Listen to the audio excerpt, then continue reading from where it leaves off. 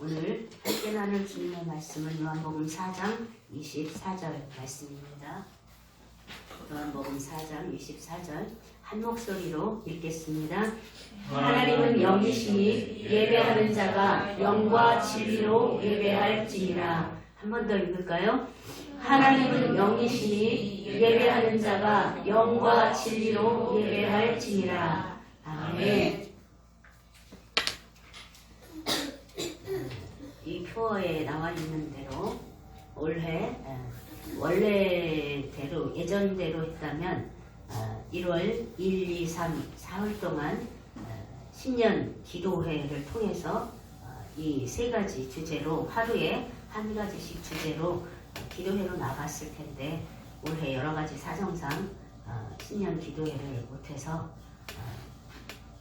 3주 동안 오늘서부터 3주 동안 첫 주는 예배에 대해서, 둘째 주는 선교에 대해서, 셋째 주는 셋째 주는 이복기 목사님 오시고 넷째 주는 구제에 대해서 말씀을 나누려고 합니다. 그 첫 번째 오늘 예배에 대해서 함께 말씀을 나누려고 합니다. 오늘 우리가 읽은 요한복음 4장 24절은 하나님이 어떤 예배를 우리에게 원하시는가? 그것을 한마디로 축약해서 예수님이 사마리아 여인에게 말씀하시는 그런 내용입니다.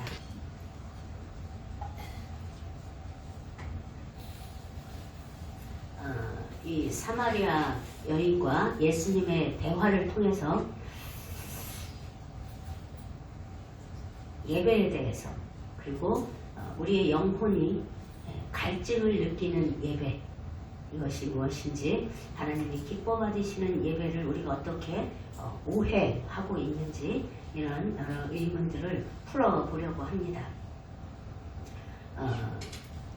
예수님이 사마리아 여인이 물 길러 오는 한낮 시간에, 뜨거운 낮 시간에 그 여인이 있는 곳으로 친히 찾아가셨습니다. 언제나 하나님은 먼저 우리에게 찾아오시는 분이십니다.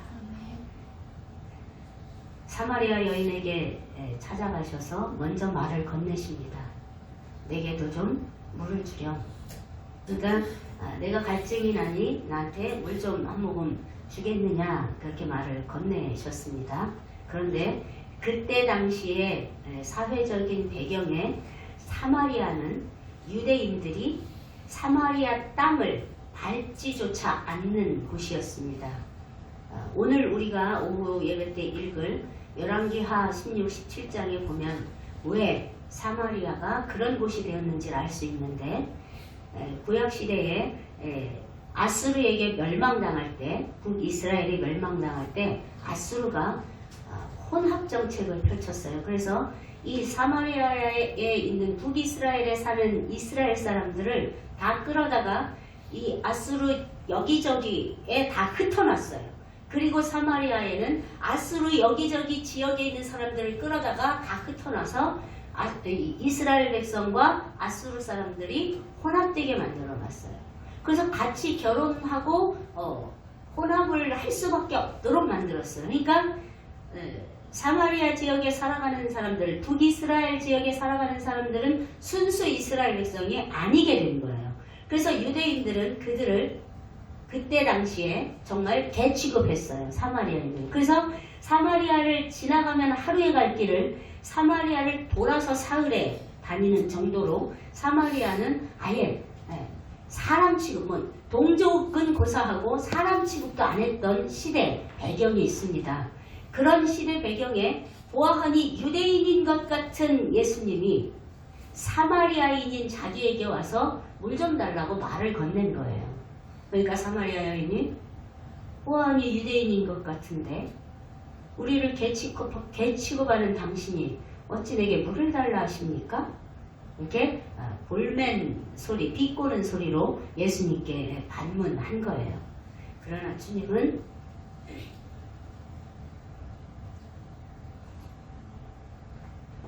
그 여인의 그런 삐뚤어진 그런 반문과 상관없이 네가 나한테 한 모금 주려는 물은 갈증만 해소하지만 내가 너에게 줄 수 있는 물이 있어. 근데 그 물은 네가 영원토록 목마르지 않게 할 수 있는 네 영적 갈증을 해소시켜 줄 수 있는 물이야. 그렇게 말씀하십니다. 그러니까 여인이 그 말을 못 알아듣겠죠, 당연히. 그래서 자기 조상 야곱에 대한 자부심을 가지고 있었던 여인 같아요. 그러니까 그 조상 야곱에 대한 자부심이 있었던 얘기는 이 여인에게도 이스라엘의 하나님을 믿는 믿음이 있었다는 얘기예요. 그래서 이 우물, 내가 지금 물을 길러온 이 우물이 우리 조상 야곱이 우리에게 물려준 우물인데 당신은 뭐 그보다 더 좋은 물을 줄 수 있다고? 그럼 당신이 야곱보다 더 크다고? 야곱보다 더 훌륭하다고? 이렇게 얘기하고 있는 거예요. 그것이 12절에 나와 있어요. 그러니까 예수님이 다시 한번 말씀하십니다. 그 물은 갈증만 해소할 수 있지만 내가 주는 물은 네 영혼의 갈증마저도 해소할 수 있는 물이야. 이렇게 말함으로써 그 여인의 영혼의 갈증이 무엇인지를 예수님이 훅 찌르는 거예요. 그 여인은 상처가 많은 여인이었어요. 다른 사람들이 가까이 하지 않는 여인이었어요. 남편이 5명이나 있었고 지금 현재 6번째 같이 살고 있는 남자도 정식 남편이 아닌 그런 여자였어요. 그러니까 사람들이 멀리하는 여자였단 말이에요. 그 예수님이 그것을 건드리시는 거죠. 상처를 건드리시는 거예요. 근데 이 여인은 자기가 말도 하지 않았는데 예수님이 자신의 인생을 알고 있잖아요. 그럴 수 있는 건 선지자밖에 없는데 그럼 이 양반이 선지자야? 이렇게 생각이 드는 거죠. 그래서 나에 대해서 알고 있는 걸 보니 당신은 선지자인 것 같습니다.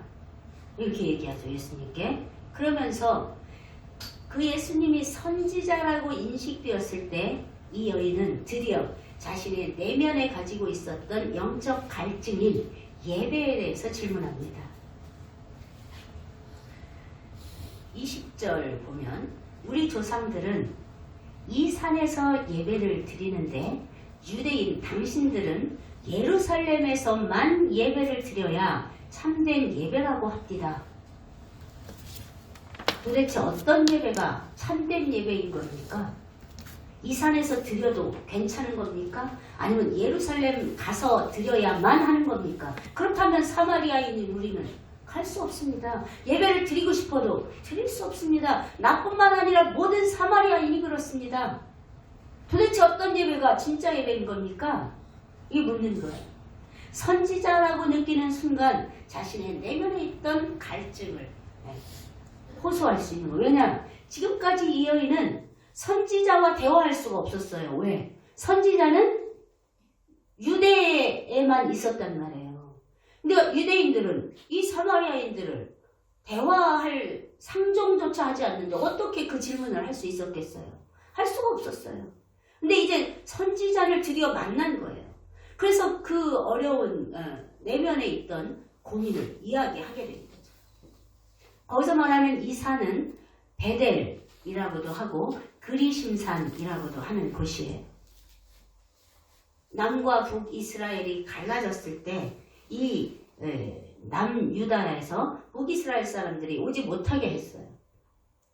오라고도 했어요. 근데 북이스라엘에서 못 가게도 했어요. 그래서 베델에다가 단을 쌓아놓고 너희는 예루살렘을 가지 말고 여기서 예배드려. 이렇게 시작된 곳이 바로 그 그리심산의 산당이었어요.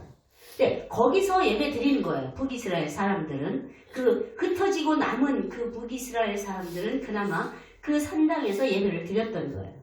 그랬더니 예수님이 말씀하시기를 이 산에서도 말고 예루살렘에서도 아닌 참된 예배는 영과 진리로 드리는 예배다.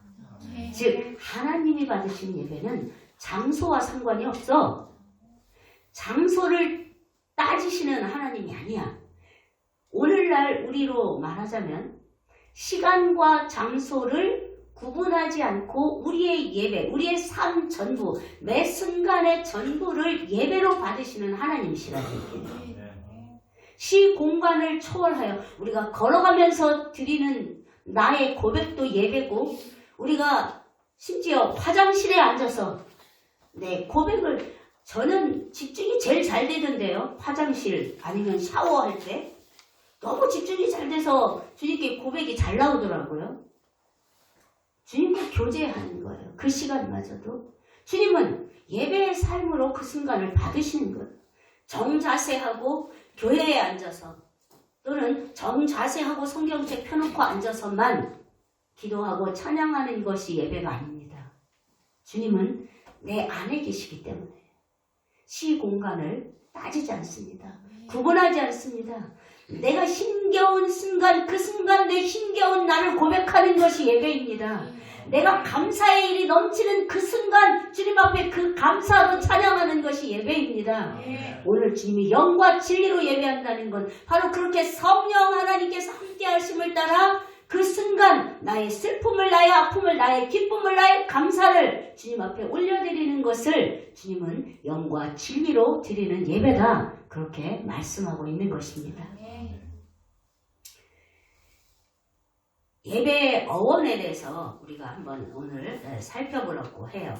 우리의 삶의 모든 순간을 예배로 드릴 수 있지만 한 차원 더 나가서 정말 예배란 무엇인가? 왜냐하면 올 한 해 우리가 온전한 예배로 주님의 나라를 드러내는 삶을 살려면 예배에 대해서 바로 알아야 하기 때문에 예배의 어원에 대해서 한번 말씀을 드리겠습니다.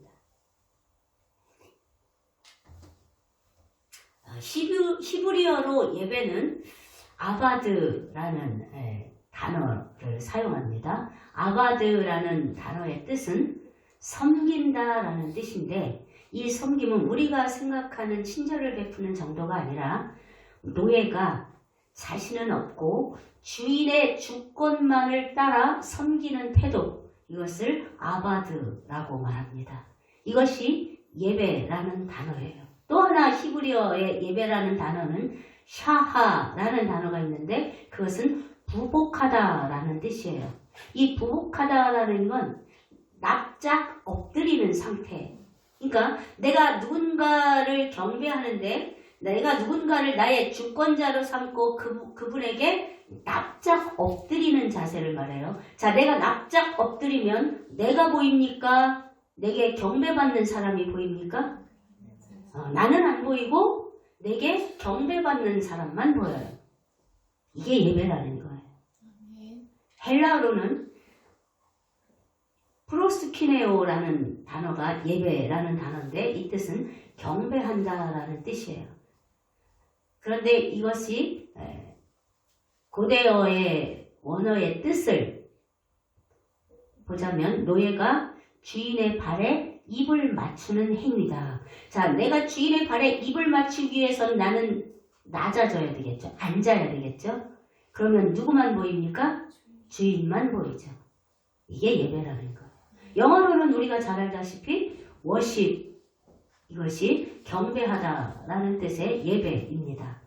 worship은 가치라는 뜻의 was, 그리고 신분이라는 뜻의 ship, 이것이 합쳐진 합성어입니다. 그러니까 나의 최상의 가치를 받으실 만한 분에게 경배하는 것, 이것이 예배, worship이 뜻하는 것입니다.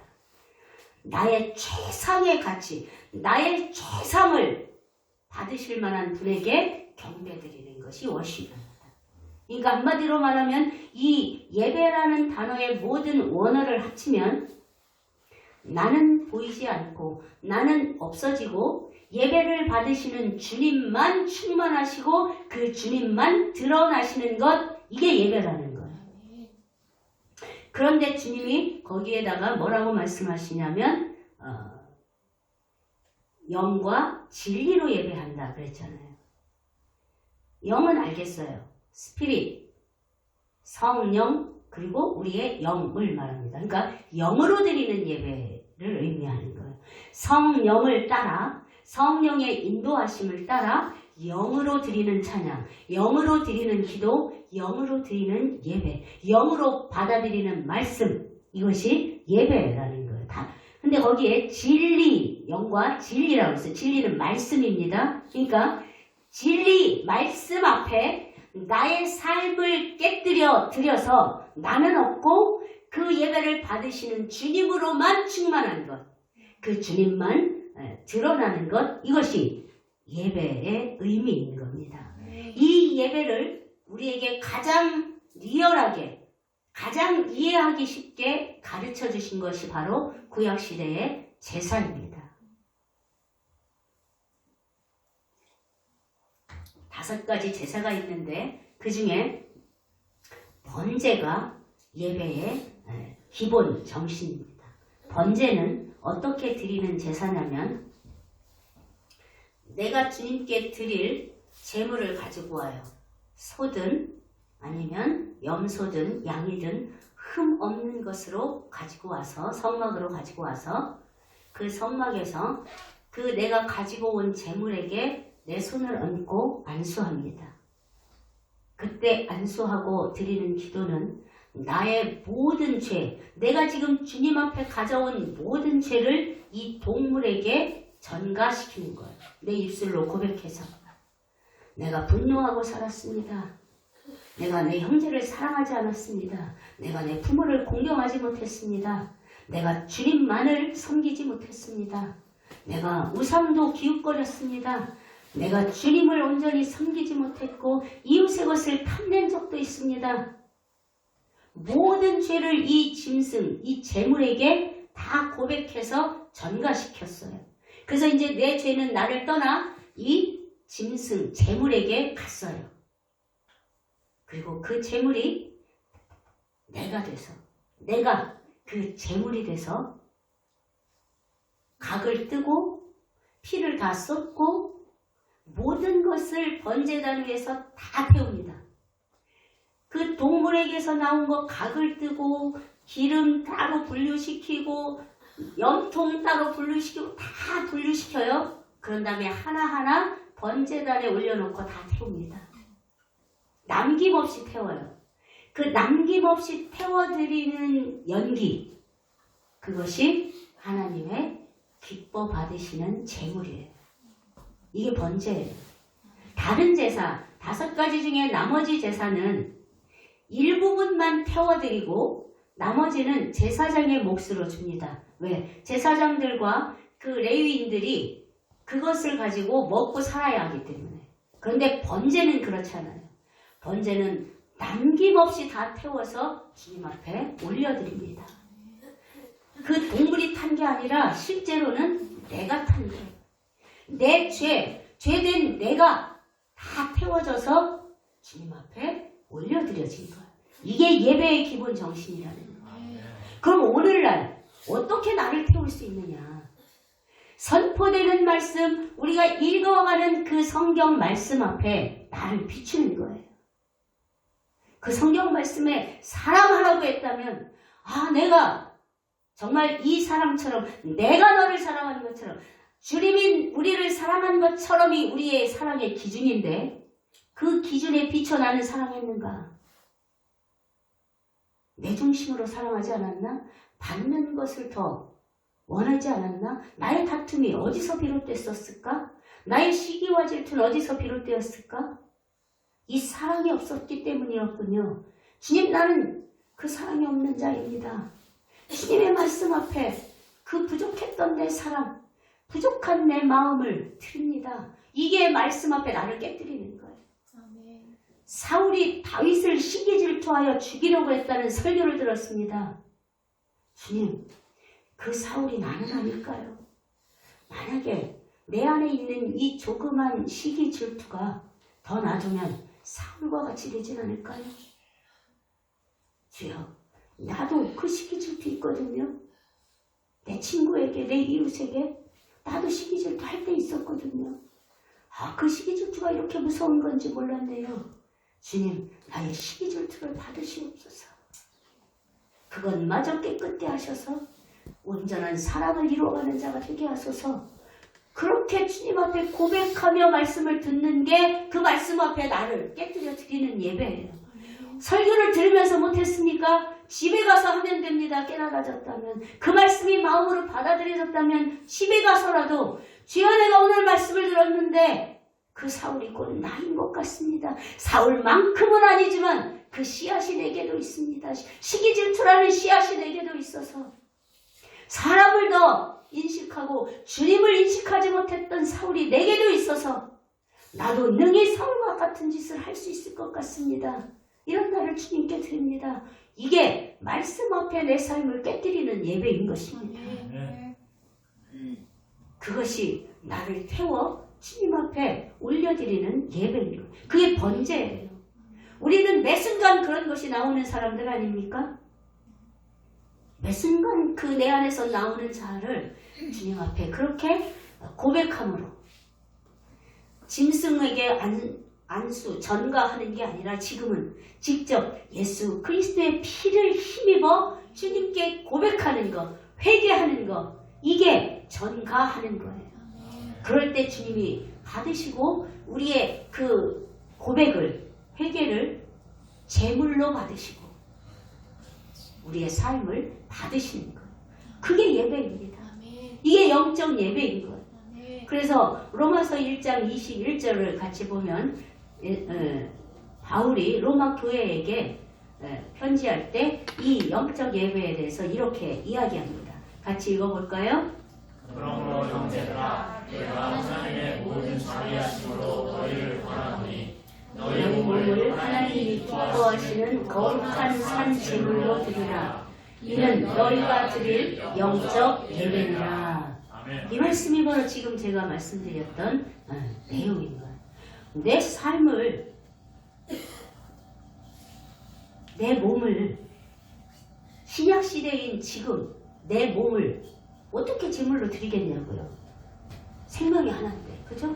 바로 그렇게 우리의 삶을 통해 드러나는 주님이 기뻐하시지 않는, 주님이 우리에게 주신 사랑, 계명에서 벗어난 내 안에 있는 모든 삶과 생각과 감정, 가치, 틀, 습관, 이런 것들이 드러날 때 이것이 주님의 말씀에 비춰볼 때 내 거였네요. 주님이 원하시는 것이 아니었네요. 그렇다면 내가 생각할 때 옳다 여기더라도 상대방이 나를 기분 나쁘게 했으니까 내가 짜증내는 거잖아. 우린 자꾸 그렇게 내 기준의 옳음을, 내 기준의 옳음 말고 주님의 기준은 뭐였습니까? 형제가 네 뺨 때리면 뺨을 돌려대. 그게 사랑이야. 이게 기준이라고. 아니 그렇게 살아가는 사람이 세상 천지 어디 있겠어요. 예수님 말고. 맞아요. 그럴 수 없어요. 그럴 수 없기 때문에 저희는 주님을 따라갈 수 없습니다. 그저 주님이 주신 그 마음을 제게 적용시켜서 그럴 수 없는 내 오름의 마음을 드릴 뿐입니다. 이거예요. 오른뺨까지는 못 갖다 댈지라도 분노하는 내 오름은 드릴 수 있단 말이에요. 이게 내 몸을 드리는 영적 예배라는 거예요. 내 오름이 너무 커서, 내 억울함이 너무 커서 주님, 지나가는 사람 100사람을 붙잡고 물어보세요. 내가 억울한 게 틀린 건가? 제가 그랬었거든요. 그만큼 내가 억울한 게 맞다는 거예요. 지금 나는 객관적으로 누가 들어도 내가 억울한 게 맞아. 그런데 객관적인 100사람이 기준이 아니라 너는 그 100사람이 기준이냐 완전한 내가 기준이냐 이러시더라고요. 그럼 누가 기준이어야겠어요?